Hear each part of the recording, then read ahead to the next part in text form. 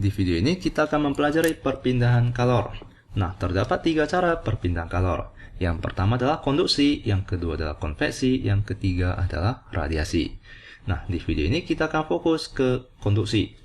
Nah, mari kita langsung ke contoh agar kalian lebih mengerti apa itu konduksi.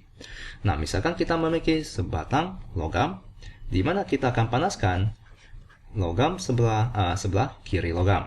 Lalu di sini sebelah kanannya akan kita sentuh ya dengan jari kita. Ya, kita akan sentuh logam tersebut dengan jari kita. Di mana di sini jika kalian sentuh, kalian akan merasakan logamnya terasa panas ya. Logamnya akan terasa panas. Nah, ini adalah cara perpindahan kalor dengan konduksi. Di mana akan terdapat 2 proses. Yang pertama adalah kita ketahui bahwa logam ini akan terdapat partikel-partikel atau atom-atom yang membentuk logam tersebut, di mana atom-atomnya itu akan bergetar, ya, atau partikel-partikelnya akan bergetar. Jadi di sini pada saat kita panaskan, tentu saja getaran dari atom-atomnya itu akan semakin kuat, ya.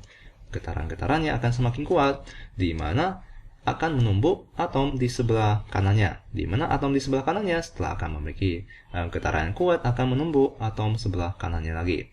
Nah, dengan demikian energi kalor akan dipindahkan dari sebelah kiri ini ke kanan. Nah, maka tangan kalian akan terasa panas ya. Jadi yang pertama itu adalah dengan getaran partikel. Yang kedua itu adalah dengan elektron bebas. Ya, elektron bebas. Nah, kita ketahui bahwa logam itu akan terdapat elektron bebas ya, karena elektron dari logam dapat bergerak dengan leluasa.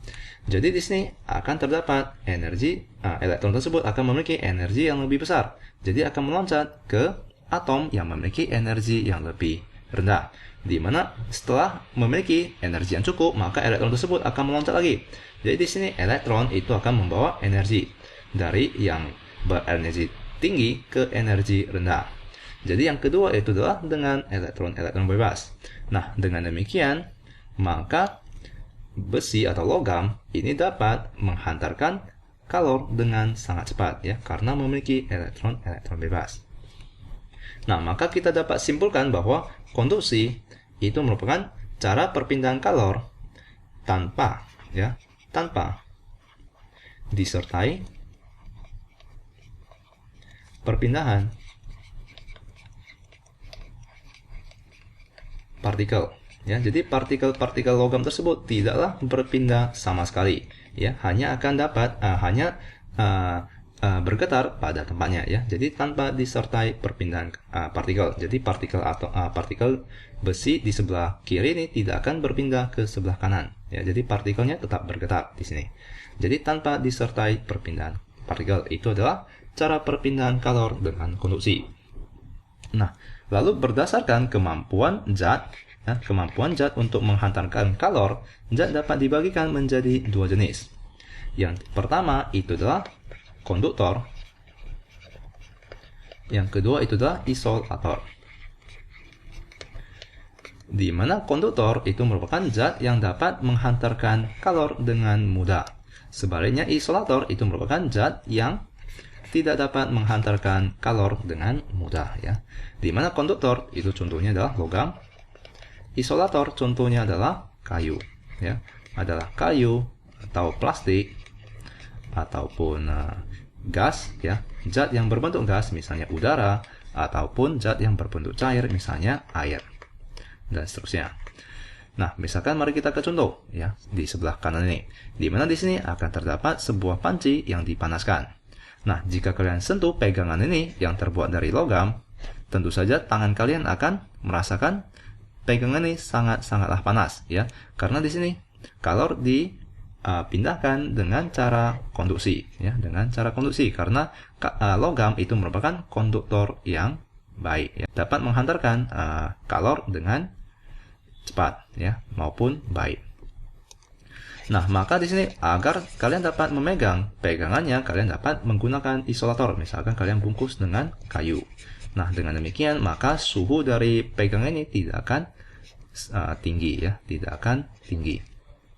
Nah, karena kayu merupakan isolator yang bagus atau tidak dapat menghantarkan kalor dengan baik.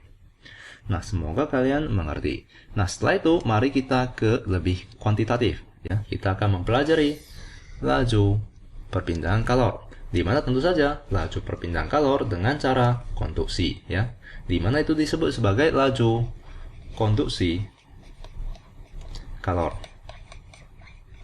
Ya, ini adalah laju perpindahan kalor dengan cara konduksi. Nah, mari kita langsung ke contoh agar kalian lebih mengerti. Misalkan kita memiliki dua buah ruangan. Ya, mari kita namakan ini adalah ruangan pertama, ini adalah ruangan kedua. Lalu ruangan pertama memiliki suhu T1, di mana ruangan kedua memiliki suhu T2. Lalu T1 itu lebih tinggi dibandingkan dengan T2. Lalu tentu saja untuk menghantarkan kalor dari ruangan pertama ke ruangan kedua dengan cara konduksi, kita perlu penghantar, ya. Kita perlu zat penghantar. Nah, misalkan ini adalah zat penghantarnya atau benda yang menghantarkan kalor. Mari kita namakan A. Nah, tentu saja jika T1 itu lebih tinggi dari T2, maka kalor itu akan berpindah dari suhu yang tinggi ke suhu yang rendah. Nah, maka laju kalor, tentu saja laju kalor itu adalah kalor per detik, ya. Di mana laju kalor dengan cara konduksi akan dipengaruhi oleh apa? Tentu saja yang pertama, yang paling mencolok itu adalah dipengaruhi oleh perbedaan suhu di antara kedua buah ruangan tersebut, yaitu delta T. Ya, semakin tinggi perbedaan suhunya, maka semakin cepat pula laju perpindahan kalornya. Ya, di mana pada saat T1 sama dengan T2, maka tidak akan terdapat laju perpindahan kalor. Nah, maka Q per T itu akan berbanding lurus dengan delta T. Setelah itu, yang akan mempengaruhi laju perpindahan kalor tentu saja itu adalah luas penampang zat penghantar kalor, ya, luas penampang zat penghantar kalor. Di mana misalkan A itu lebih luas luas penampangnya. Nah, tentu saja di sini akan lebih cepat menghantarkan kalor, ya. Zat A itu akan lebih cepat menghantarkan kalor. Nah, maka yang mempengaruhi laju perpindahan kalor dengan cara konduksi itu adalah luas penampang zat penghantar kalor. Ya, semakin luas maka semakin cepat. Maka itu akan berbanding lurus. Yang ketiga itu adalah tebal dinding penghantar kalor. Ya, semakin tebal tentu saja akan semakin lambat, ya. Semakin tebal tentu saja semakin lambat. Maka itu akan berbanding terbalik. Jadi kita bagikan dengan D. Lalu yang terakhir tentu saja itu adalah konduktivitas zat penghantar kalor, ya, konduktivitas zat penghantar kalor. Nah, misalkan di sini adalah besi, tentu saja konduktivitas penghantar kalor oleh besi itu akan lebih tinggi dibandingkan dengan jika zatnya itu adalah kayu, ya. Kayu itu akan menghantarkan kalor dengan buruk, maka konduktivitasnya itu akan lebih rendah dan seterusnya. Nah, maka ini adalah laju kalor dengan cara konduksi, di mana Q per T itu akan sama dengan konduktivitas kalor zat penghantar kalor dikalikan dengan luas penampang zat penghantar kalor dikalikan dengan perbedaan suhu antara kedua buah ruangan dibagikan dengan tebal dinding zat penghantar kalor. Ya, semoga kalian mengerti laju konduksi kalor, di mana kita akan mengerjakan contoh soal, ya. Nantinya kita akan mengerjakan contoh soal agar kalian lebih mengerti konsep berikut. Lalu yang kedua adalah misalkan kita memiliki dua buah benda. Ya, mari kita namakan ini adalah benda A dengan benda B. Lalu misalkan di dinding di sebelah kiri ini akan selalu kita hubungkan dengan dinding yang bersuhu T1, di mana di sini kita akan selalu hubungkan ke dinding yang bersuhu T2, ya, akan selalu bersuhu T2. Lalu misalkan T1 itu lebih tinggi daripada T2, tentu saja kalor itu akan berpindah dari suhu yang tinggi ke suhu yang rendah. Nah, pada suatu saat maka akan terdapat kesetimbangan, ya. Tentu saja suhunya, misalkan kita cek suhu di sini.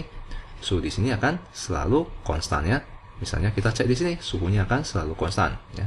Jadi pada saat kesetimbangan, nah, maka bagaimanakah cara kita mencari suhu di antara dinding A dengan dinding B, yaitu suhu di C misalnya. Nah, pada saat suhu di C itu adalah konstan, artinya adalah kalor yang diterima oleh dinding C itu akan sama dengan kalor yang dilepas oleh dinding C ya. Kalor yang diterima itu akan sama dengan kalor yang dilepas. Maka kita dapat gunakan persamaan berikut, yaitu kalor yang diterima per satuan waktu, yaitu laju kalor untuk zat A, ya, zat penghantar A, itu akan sama dengan laju kalor untuk zat B. Nah, dengan demikian maka kalian telah dapat mencari suhu di titik C. Nah, nantinya kita akan ke contoh soal agar kalian lebih mengerti konsep tersebut. Nah, kita akan kerjakan contoh soal di video berikutnya, dan sampai jumpa di video selanjutnya.